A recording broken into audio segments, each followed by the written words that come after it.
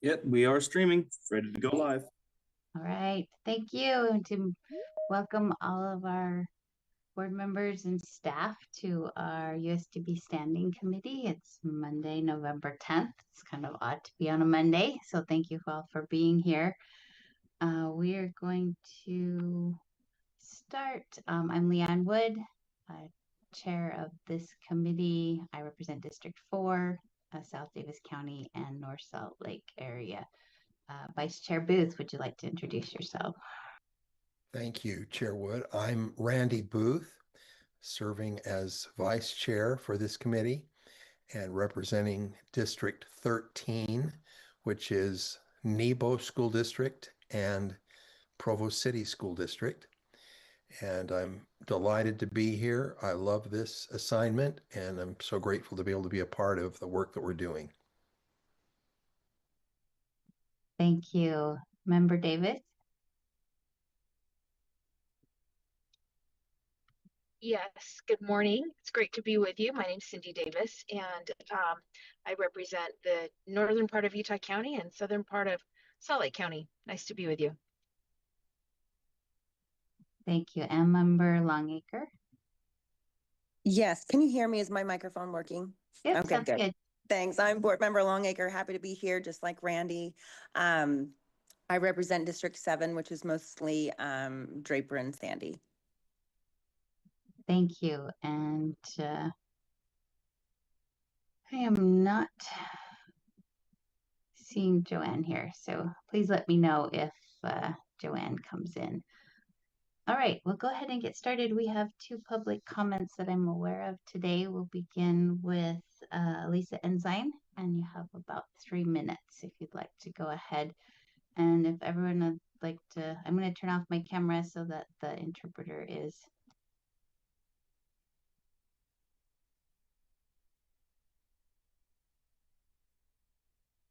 Hi, my name is Elisa Ensign. I'm a parent of a deaf child that attends Jean Massou School of the Deaf. Her name is Kelsey. She's currently a freshman at JMS, and she's been serviced at USD since birth. I also currently serve as the PTA president at JMS. When Kelsey was identified with her deafness, I was at her appointment and found out she was deaf, and I went out to the parking lot and I cried. Tears were not because my child was deaf. I was very fortunate at that time to know deaf adults and to know that my child could do anything but hear and that she would be able to reach her full potential. The scary part for me was I knew that I had to trust other people. I had to trust other adults and an education system to give my child what she needed. She needed more than me. And I had to let go and allow others to step in and give her what she needed. Much of what my child needed was out of my hands, and that was really scary. My tears were not tears. My tears were tears of fear. What if the system failed us? What if the system failed my Kelsey? My husband and I did a lot of research in regards to her education. Both of our jobs were flexible, and we could move anywhere in the US for our child. Our research kept us in Utah. We were able to choose a state that values family, a state that supports family choice, and has a bimodal, bilingual deaf education program that honestly led the nation and continues to lead the nation. We could choose English and American Sign Language, and all the other services my child needed, she could receive through USDB. Most important for us, she was able to stay at home with our family and attend campus program with her peers. Now Kelsey's 14. If you were to ask her what she wants to be when she grows up, she would probably say an artist or a teacher or a lawyer or a counselor. I don't really know. And the truth is she doesn't have to know, and she could be any of those. She can be whatever she wants because of her education. The school is more than just a school to Kelsey and I and other students. USDB is family, and the professionals are passionate about what they do. They engage with our family. They're language role models. They build character. They teach life skills, and they fight with my child. When she struggles, they're by her side, and when she succeeds, they cheer her on. In June, Superintendent Hart was interviewed by Deseret News, and she says, I'm trying to be in as many positions and places as I can where I can listen and learn. So now I come to you as a parent and as a PTA president, and I ask, as you try to make decisions about the future governing system of USDB, come to our school, come and meet the students, meet the parents, meet the teachers, talk with the professionals that are experts in deaf education, come and listen and learn with us. And we invite you, come be a part of our family, come stand with us as we cheer on our students. Thank you. Thank you so much, Elisa. Appreciate you being here.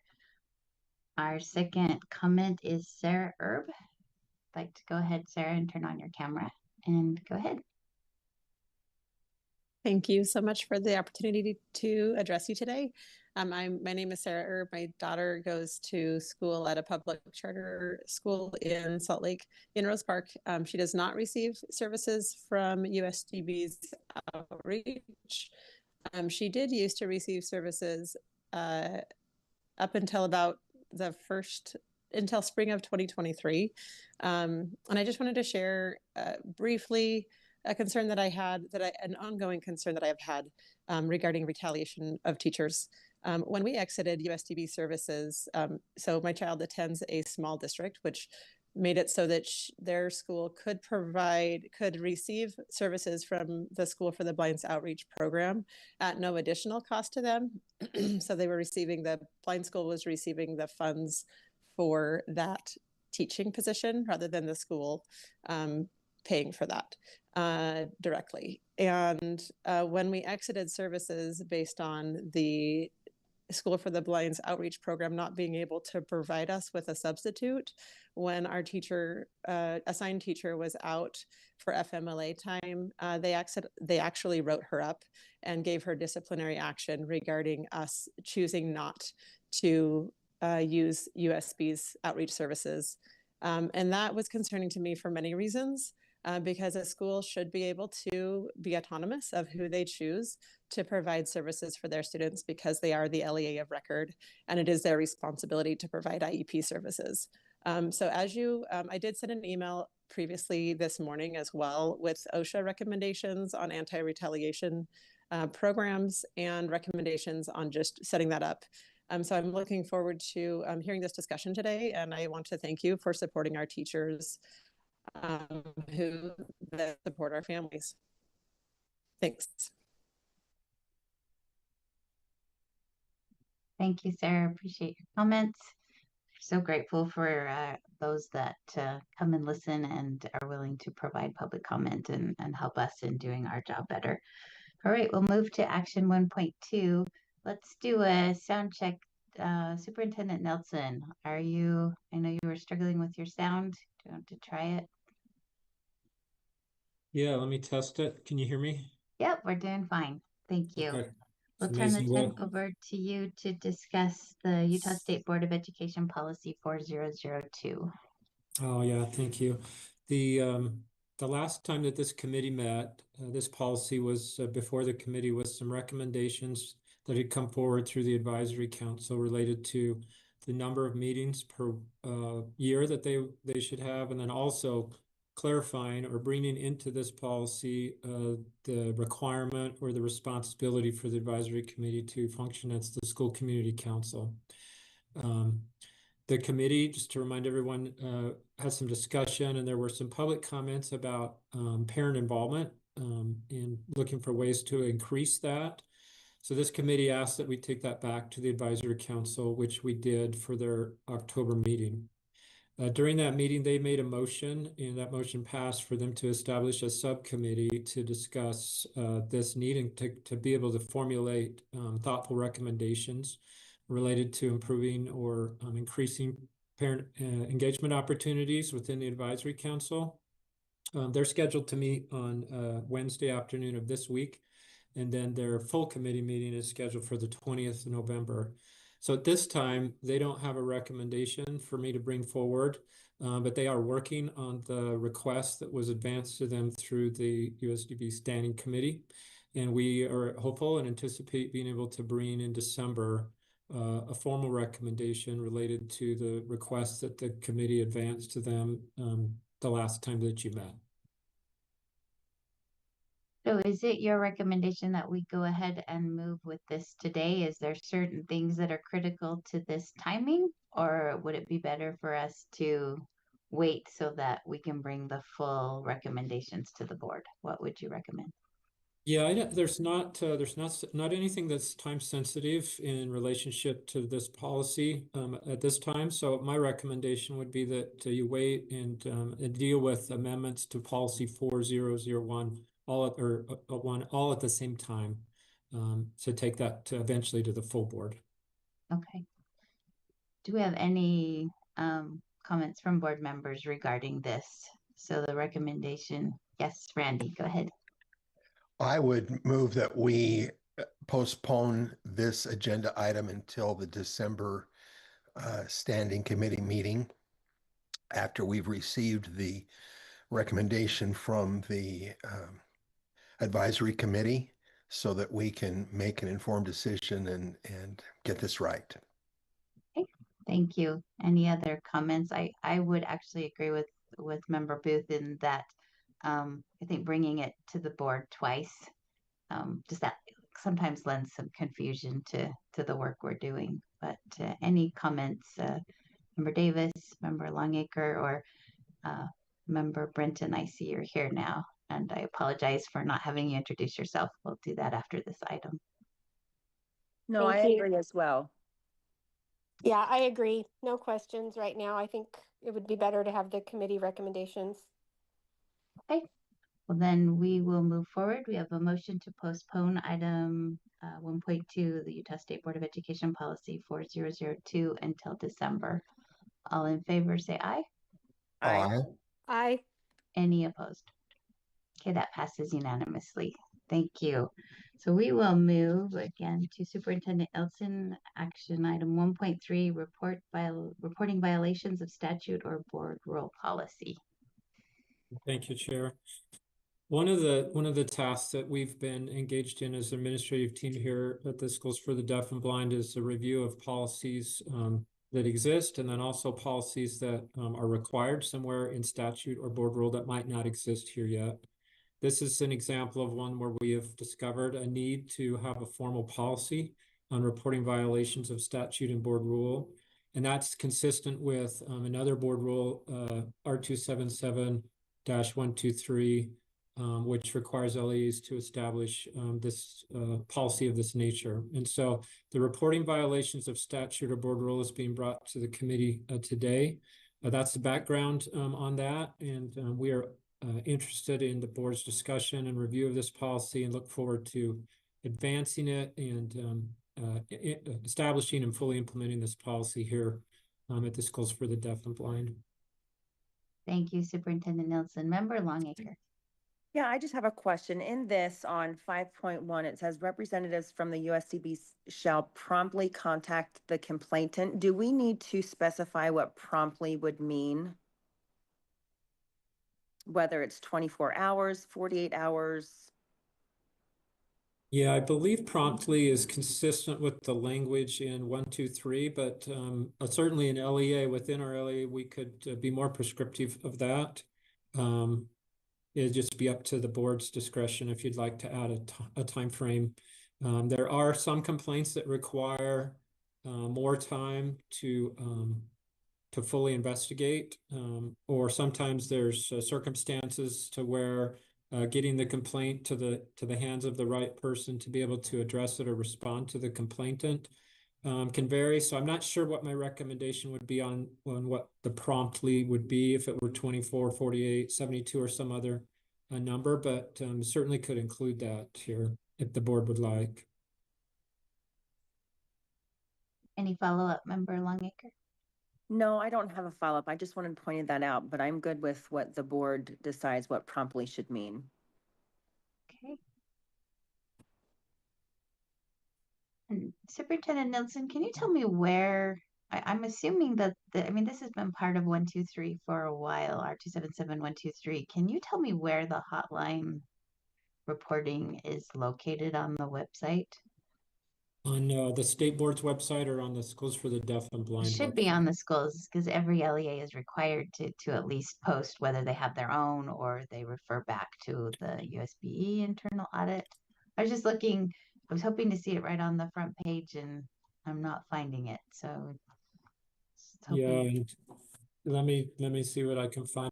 I've spoken to our team that would post it and let them know this is the direction we'll be going, proposing to the board to have as our method. Again, it's a little tricky because being a subdivision of the State Board of Education, there's some overlap in some ways, and that's informing this policy. I did communicate with Debbie Davis as we tried to formulate this policy to make sure it fits, because of some of the awkwardness that the USDB is an LEA, but we're also a subdivision of the state board, which in that case, internal audit always forwards complaints directly to the staff that are most closely associated with that. Right. And so in our case, it will either go to you or possibly to Superintendent Voorhees, depending on the nature of the complaint, probably. Okay. Member Booth, please go ahead. I am, I'm wondering if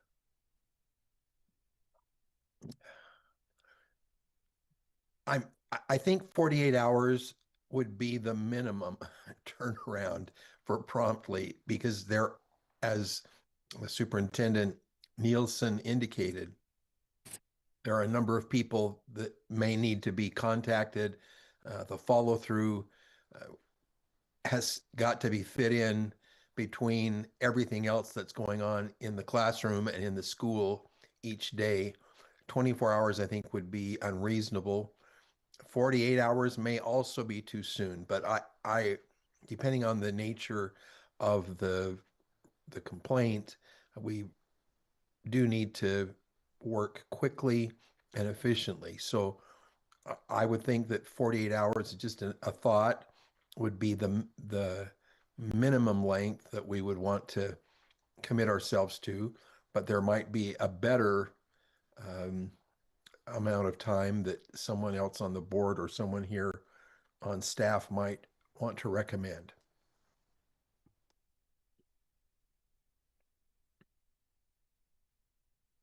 Do you have any comments? I would love to hear from staff who have had to follow up on complaints through USDB in the past as to a reasonable amount of time. Is a 48-hour time frame? We may have to mention business days in there because the complaint came in on a Friday. Does anyone from staff have any comments to that? Yeah, and I'd like to ask to Dr. Michelle Tanner, maybe you could respond to that. Okay, can you hear us? Okay, yeah, we were just talking, we think 48 business hours would be fine. 48 business hours be great. It should be okay. Okay. Member Hart has her hand up, or did you have something to add, Superintendent Patton? No, I just said I agree with that. Okay, thank you. Superintendent Hart? Yeah, there's there's two different things. There's one, acknowledgement of receiving a complaint or a issue or a concern, and then there's resolution. So definitely 48 hours to acknowledge the receipt and maybe ask some clarifying questions doesn't preclude. I don't think I think it would be important to clarify acknowledgement versus resolution, because resolution in 48 hours is not feasible, but acknowledgement that it's been received and maybe some clarifying questions, I think is. I just wanted, experience with our hotline. Acknowledgement and resolution are two different timelines. Appreciate that. Member Longacre, do you have a Yeah, I think that's great. At least an acknowledgement as a parent. If I had a complaint, I wouldn't want to wait 2, 3 over a weekend to hear that someone has received that complaint. So I think less than 24, 48 hours to at least call and say, hey, we've got it. That's all parents want sometimes. Do you have some language? Would you like to submit a motion? Oh, I'm not good at that, but if you hold my hand, let's make a motion where it's just an acknowledgement within, would it be unreasonable to say 24 hours, or should we say 48 hours for at least an acknowledgement? Let's see if Member Davis has a recommendation for you. If not, we can work through it. Member Davis?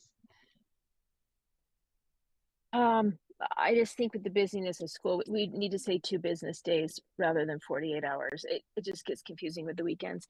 And if you say 48 business hours, that, in my mind, that's like 6 business days, 8-hour business days. So I just think if we say two business days, but why are we not just mirroring the language that we have in, like, for example,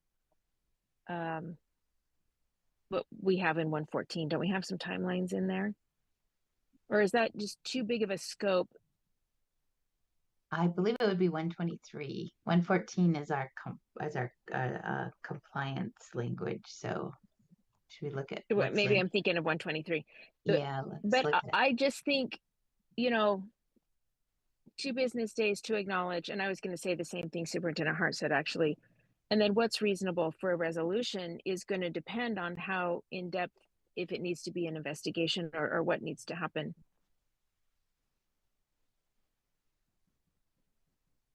So I'm looking through, yeah, it's R277123-4 hotline complaints responsibilities. That's the internal audit. Let's see if there's an LEA recommendation. And it's down under section 7 is where we referenced as we were building out this draft policy. Okay.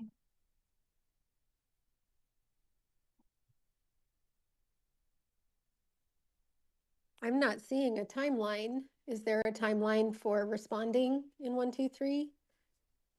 So I'm not finding that. Yeah, there's a deadline for how long we have to submit a summary of the hotline complaint to the internal audit team, which is just 45 days of the referral or after the referral. But those are actually, oh, go ahead. I was going to say in section 5, it does say they shall conduct a high-level screening of all hotline complaints within 7 business days. But provide written status updates to the same recipients every 30 days until the complaint is resolved. It says IAD shall do that. And that's under 123-5, number 1, and then B. And it says they need to notify the board member representing the district of the involved LEA and board leadership within 7 business days of receiving the complaint.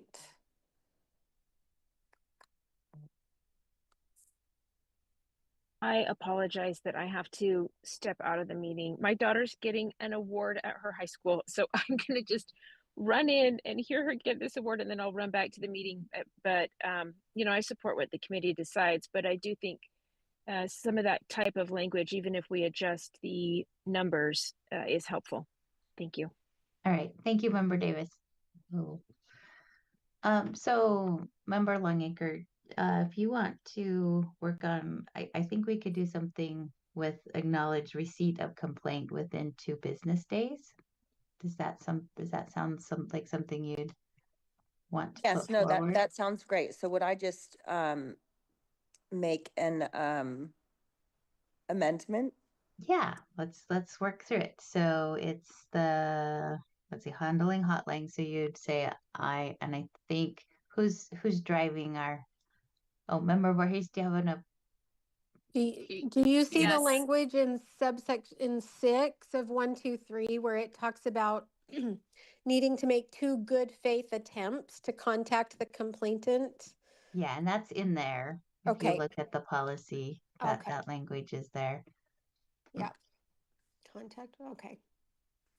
Chair Wood, I have a proposed, some proposed language for you to consider on this, if you're Okay, willing to let's talk accept it. to member Voorhees has her hand up. Let's get her feedback and then we'll move back to some language. Oh, no, I've just copied and pasted into the motions document. And so Thank you. So I just wanted to make sure that this is what you wanted to see. And I've got the, oop, I don't know what I just did there, but anyway, I can rearrange the motion to be whatever you want, but I've started here. All right. Do you want to look at that, Superintendent Nelson? Does that align with what you were? Yeah, what I was thinking is if we just use the language in 5.1 that says representatives from the USDB shall promptly, and we strike promptly, and we go with contact the complaint if contact information is available and a response is requested, and then we just add within 2 business days at the end of that sentence. Where are you, Superintendent Nelson? Oh yeah, I'm on the draft policy. Yes. Item 5.1. The assigned USDB administrator shall investigate. No. No. Section 5, handling hotline complaints, 5.1. Yeah, Superintendent I Voorhees, think we're confused we're on 1.3, not 1.4. And there's similar topics, and I think there's some confusion there. Oh, okay. Hang on.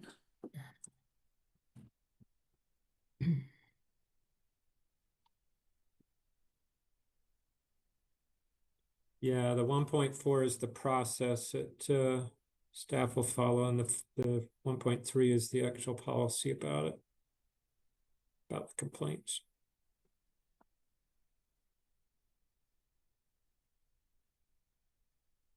It's titled Reporting Violations of Statute or Board Rule. So maybe number 3 on that list, Leah. Try that. Yep, I've got it.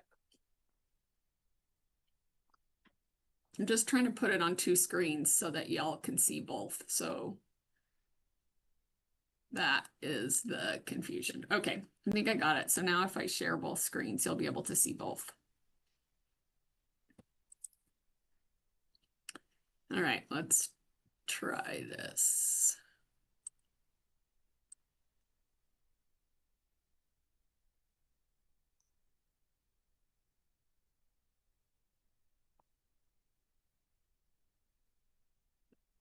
All right, now can you see the reporting violations and the motion sheet? Yes. Okay. Yes, we can. Out here, we're seeing it. Great. Great. Thank you. Okay. 5.1. Here we go. We're going to move this over.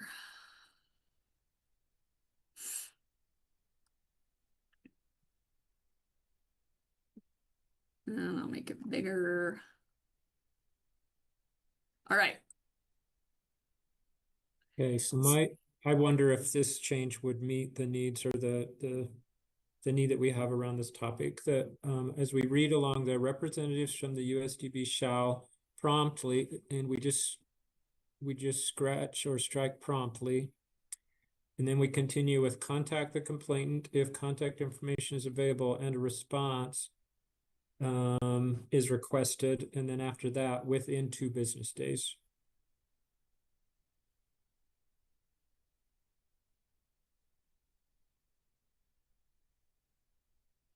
And I know we haven't identified whether the response is going to be an acknowledgement or whether it'll be more in depth than that. Having dealt with these types of issues in my role at the State Board of Education, I don't know that it's critical, because at a minimum that contact would acknowledge that it had been received, and it's possible that the contact would involve much more than that, depending on the nature of the complaint and what's able to be accomplished before that initial contact. Okay, Member Longacre, does that I think that looks great if it looks great with everyone else. would you like to make that motion then? Sure. So I move to make the motion and amend 5.1 to read representatives from the USDB shall, and then strike out promptly, contact the complainant if contact information is available and respond is requested within 2 business days.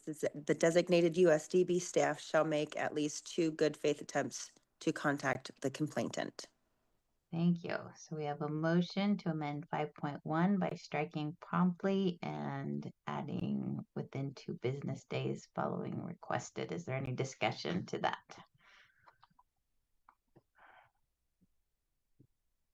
Make sure I can see. Superintendent Voorhees, your hand is still up. Is that? Sorry, that's a mistake. Okay, I just don't want to miss anyone. All right, I'm not seeing any comments to that. Let's go ahead and vote.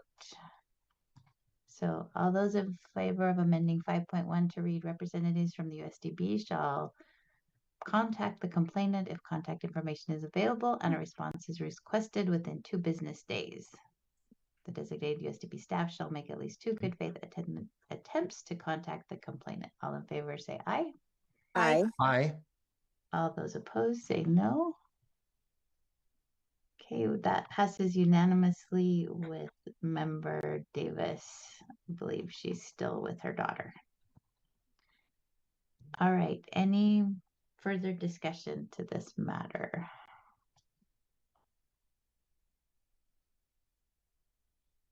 Chair Wood, I can confirm we have not yet posted the link. We were waiting as I followed up on your question earlier about where it's posted. Okay. We were waiting to see if the board supported this position and this method. If you have a recommendation of where to place that, we certainly are open to it, and we can handle that offline as well. But I just want to confirm we have not posted that link yet. Okay, no, I appreciate that. I appreciate that there are certain areas where we as a board have not followed through on our own policies. We required it through 1, 2, 3, but we did not require it of ourselves. So I appreciate you getting us in order. All right, I'm not seeing any further comments to the policy, so I would seek a motion regarding the policy as a whole.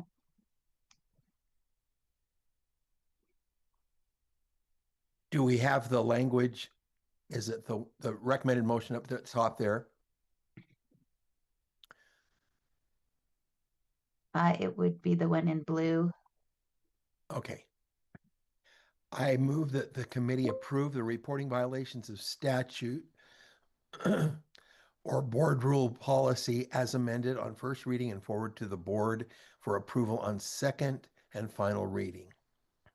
All right. And okay, yes. So the motion is that the committee approve the reporting violations of statute or board rule policy as amended on first reading and forward to the board for approval on second and final reading.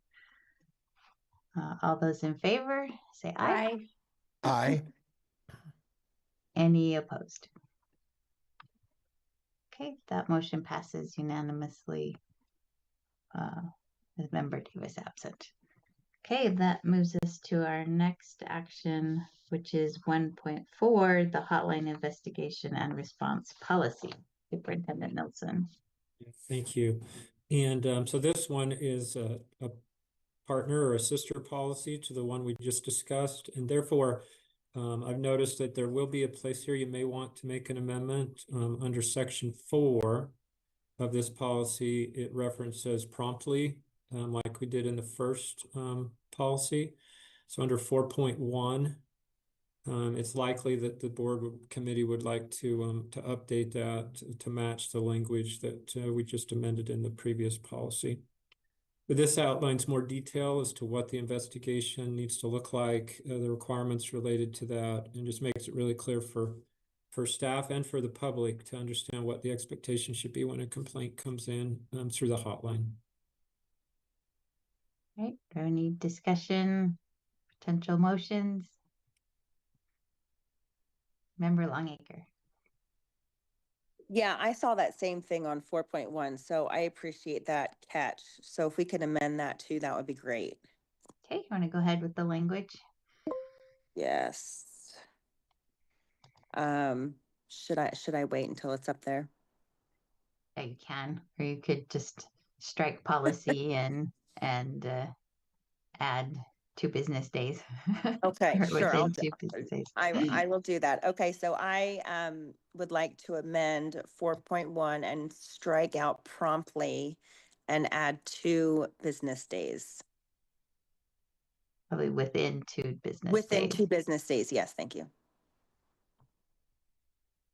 All right, let's look at the language.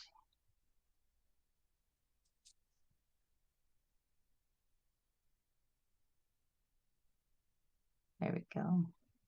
Okay, any discussions to this motion? I'm not seeing any. Let's go ahead and vote. We have a motion to amend 4.1 to read: if the contact information for the complainant is available from the IAD referral and the complainant requests a response, the LEA must contact the complainant within 2 business days. All those in favor say aye. Aye. Aye. Aye. Any opposed say no. Okay, that passes unanimously. All right, any further discussions to the policy?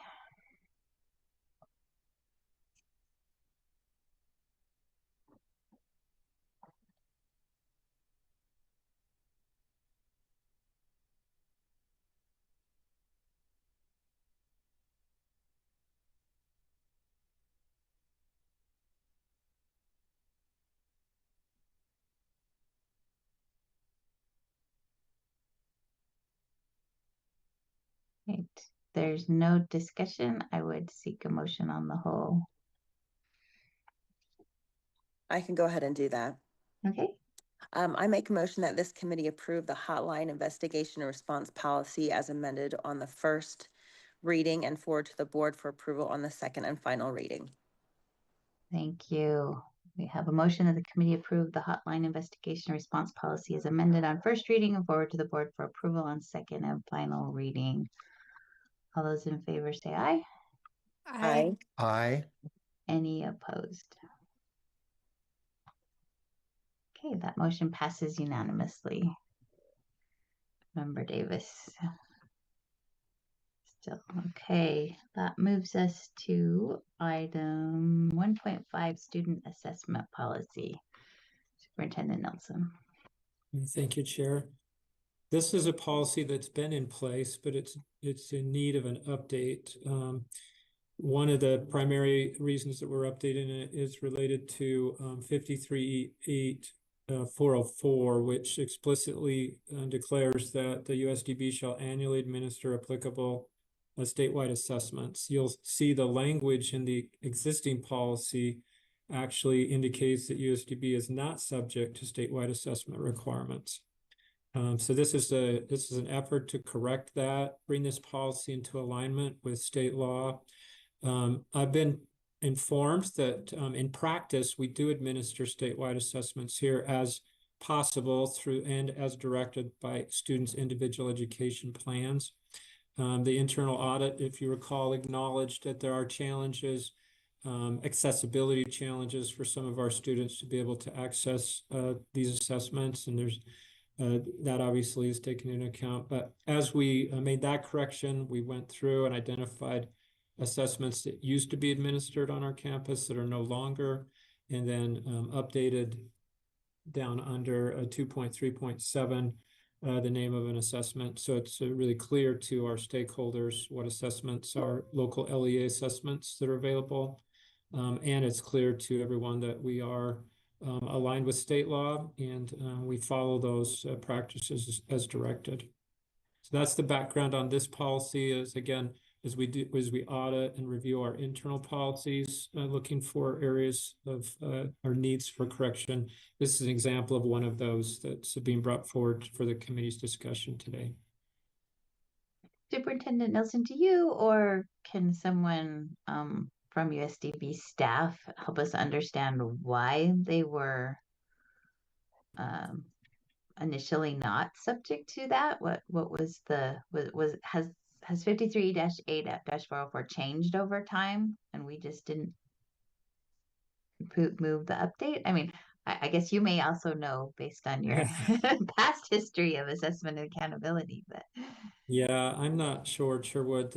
It caught my attention because of my previous assignments with statewide assessment when I read this policy because I was not aware that there were any exclusions to that. And then I reviewed the two links that are listed here that give rationale for that statement, and neither of those support the provision that USDB is not subject to statewide assessment. So I'm not entirely sure, and I don't know if our associate superintendents certainly would open the floor to them if they have comments that could provide a response for you.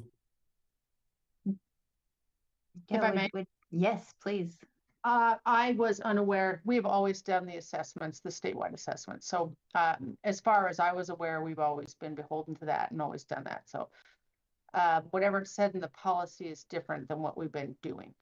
Okay, so it's good. We're aligning practice with law and what's written down. Yeah. Chair, if I may as well address that. Yes, please. Oh, yes, Michelle is correct. And we also do at the School for the Blind. So the statewide assessments for the School for the Blind, the state board has really worked hard with us to make sure that the assessments are accessible. We do, however, have parents that choose not to, but we do administer those statewide assessments. Absolutely. We always have the parent option to opt out as necessary and as they choose what's best for their students. So as long as we're following state law, that gives both, right? The parent option, but the ability for the LEA to obey the law. So great. Any comments from or motions from board members?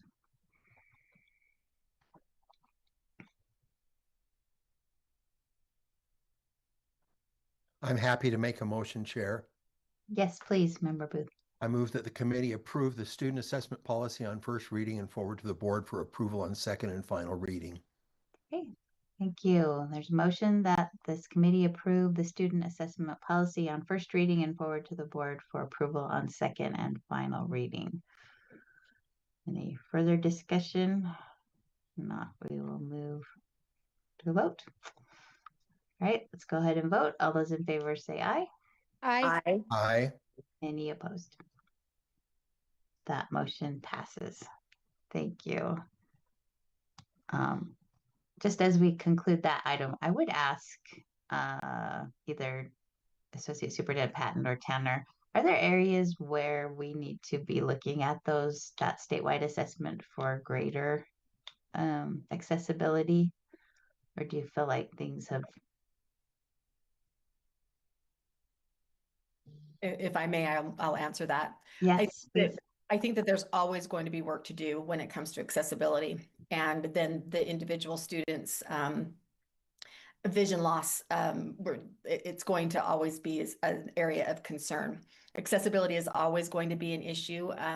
Like I said, the state board has been very, very, very good as far as trying to help with those statewide assessments, not only at USDB in our campus, but also in our outreach. And when I say our outreach, I mean talk about all outreach to make sure that they're accessible. But it's an ongoing issue that I don't know that we'll ever say, yes, we've hit that mark. So. Okay. Well, and probably the varied needs of students also make what could be very accessible for one student completely not work for another. Correct. That's the nature of our students that we work with, those individual needs. Okay, that was just a side kind of wonder on my part. So thank you. All right, let's go ahead and move to item 1.6, student use of power tools and maintenance equipment. And this is Dr. Tanner.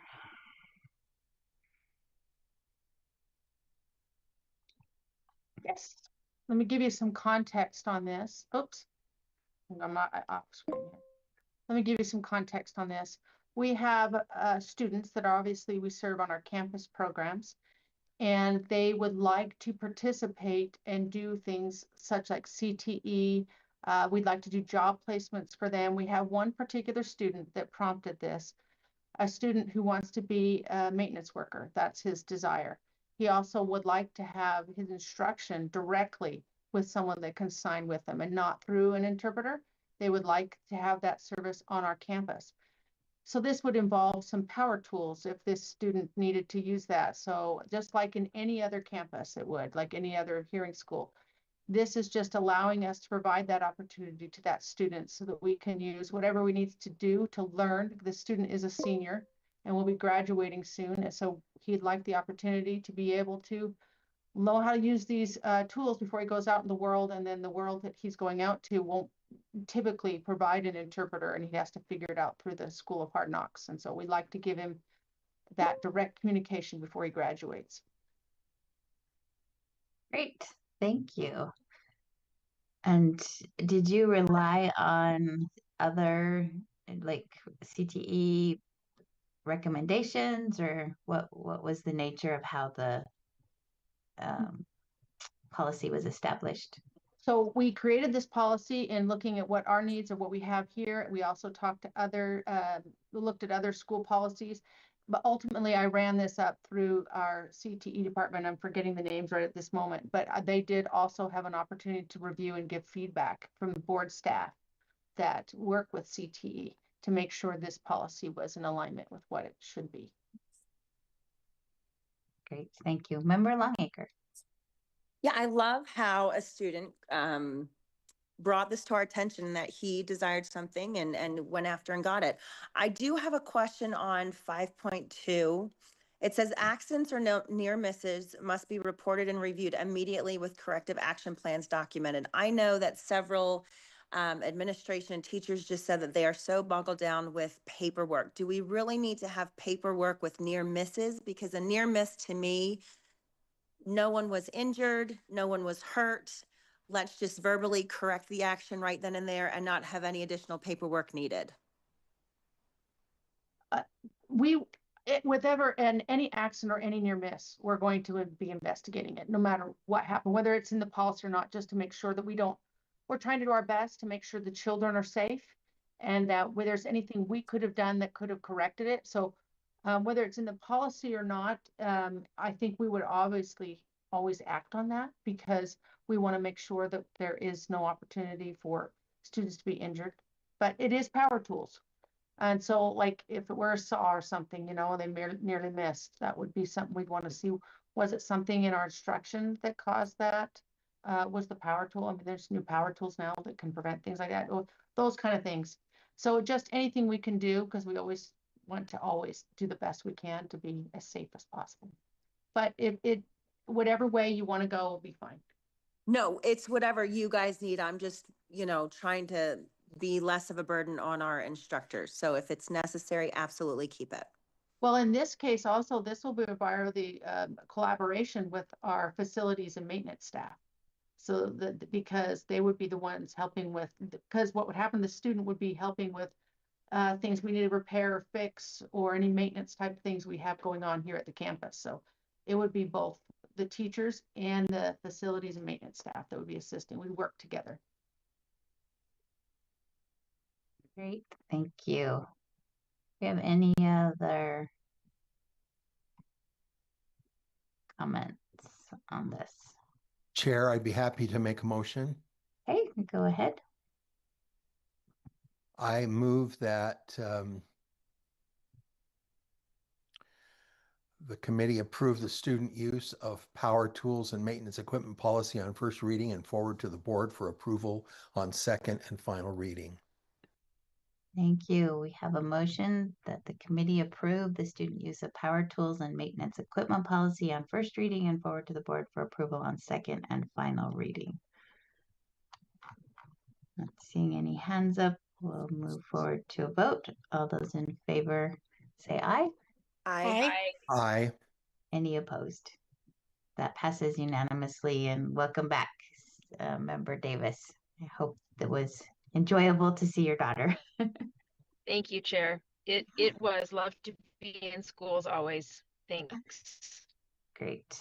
All right. I think we have now moved to item 1.7, student use of power tools and maintenance equipment consent form.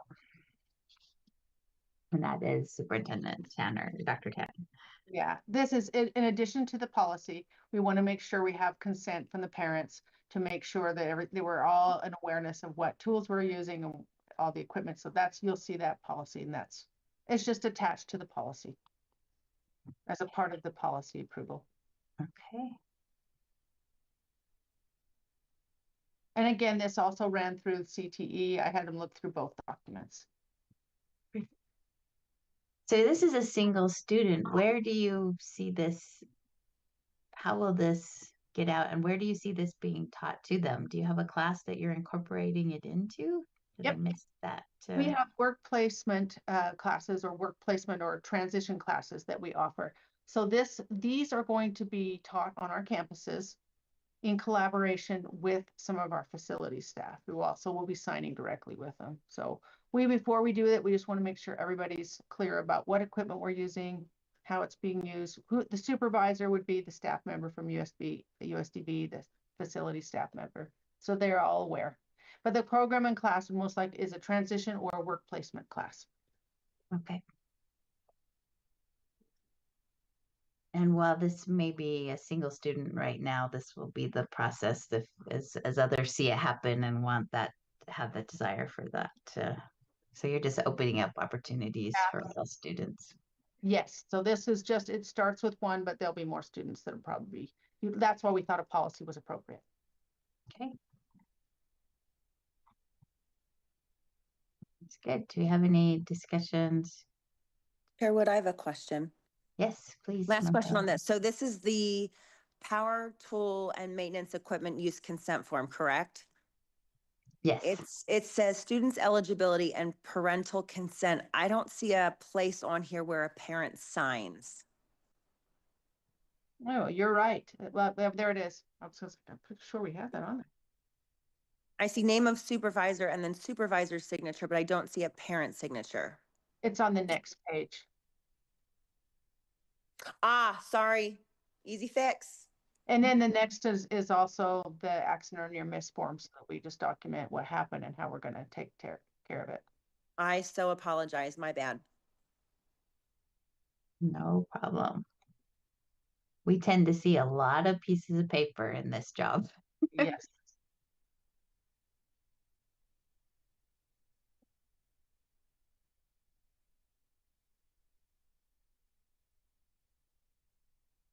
All right, I'm open to any discussion, motions, amendments.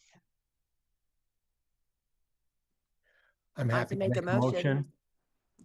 Go ahead, Board Member Booth.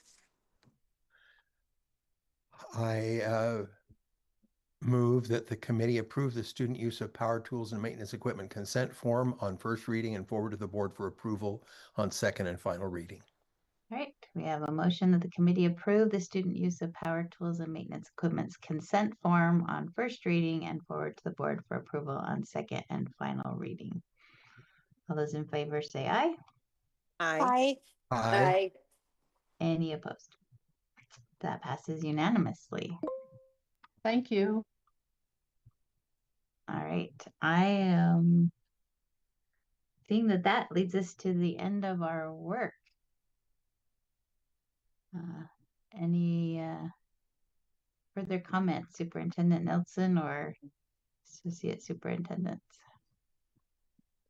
Yeah, I just want to express my appreciation to the committee for your review of these policies, your efficiency in giving us feedback and allowing us to move forward with implementing these in the coming month.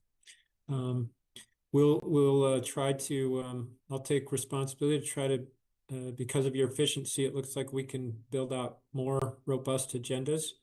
And I'll try to make sure we utilize the 2 hours that you set apart for this work more efficiently as we go forward. I know we have still a large number of policies in review and also in drafting of ones that we need to get incorporated. So thank you. And we'll move forward with implementing the will of the board. And I know come January, we have amended our meeting time to 9 to 12 if necessary. I think that our board is anxious to do a deeper dive into some of the things that, as we learn about, in terms of budget and enrichment funds and all of those things. So also, if you have informative items that can help support our work, please feel free to add those to the agenda also. If there's information items that could give us a better understanding of how we move forward.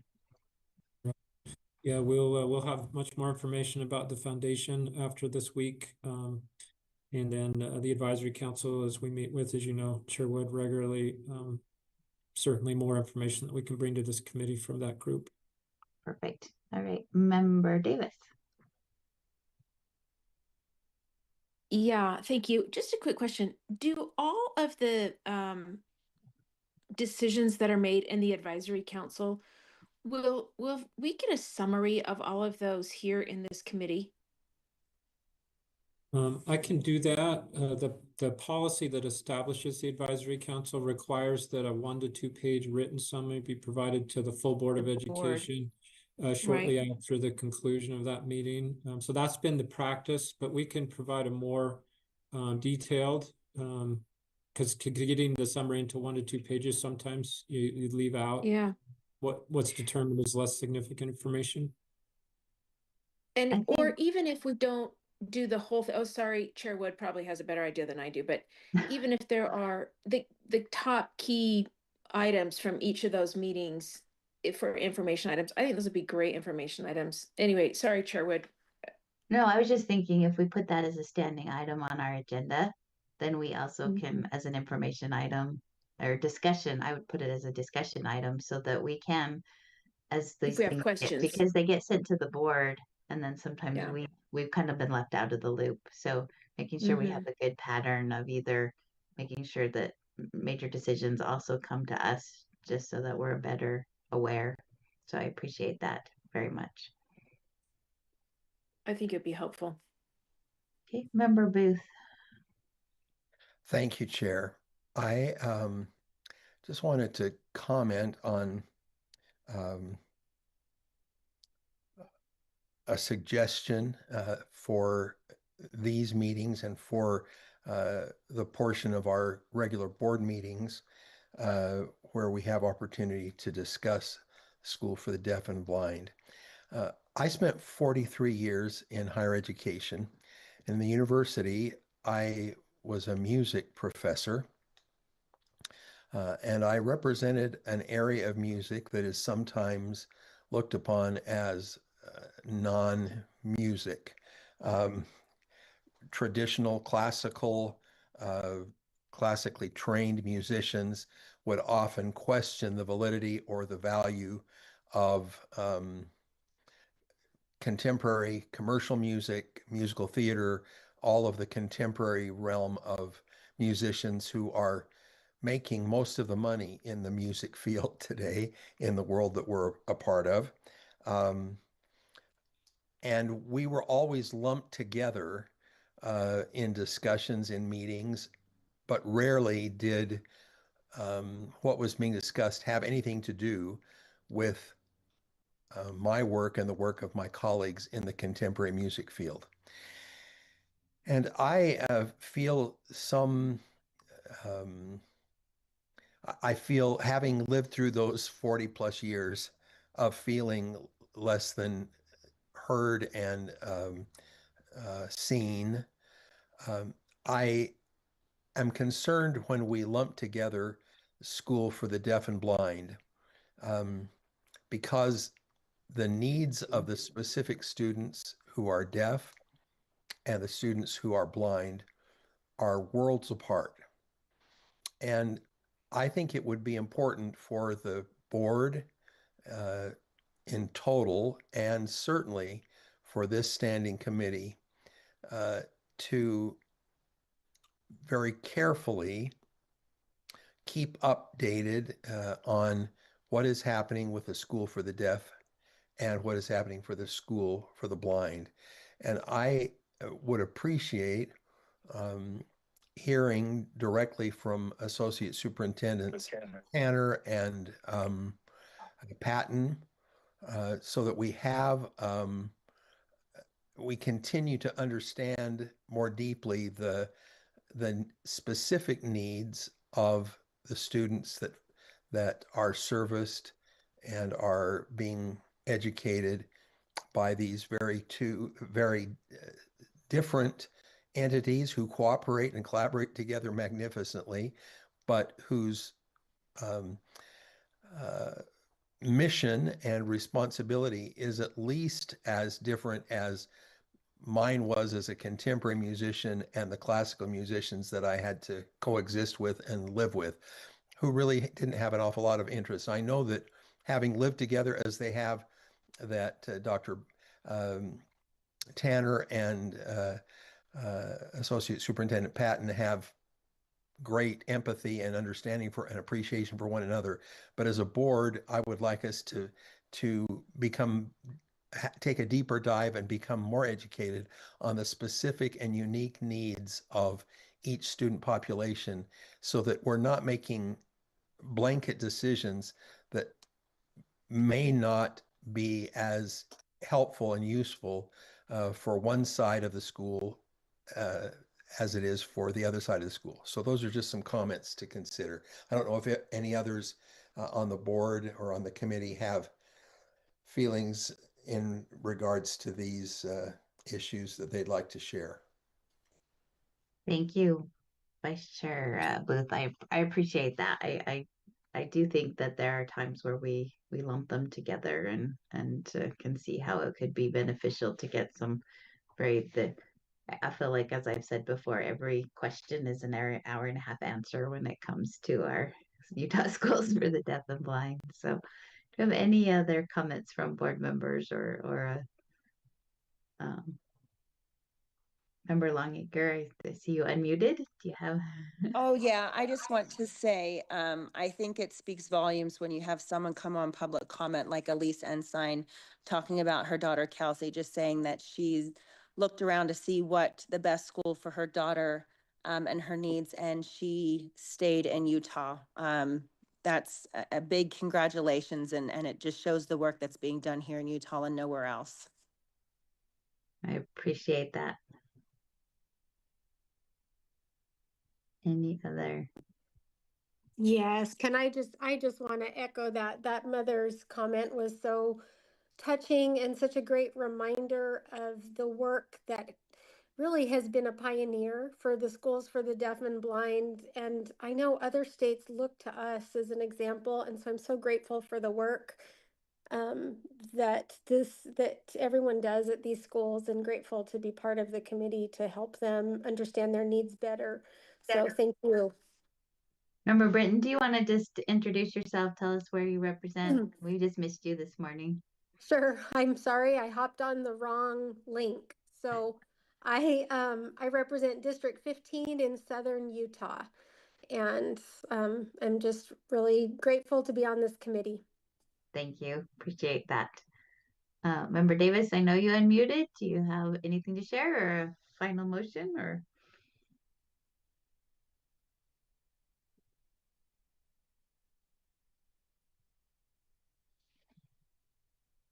Well, I will take a final motion if there's nothing else to. Oh, were you talking to me?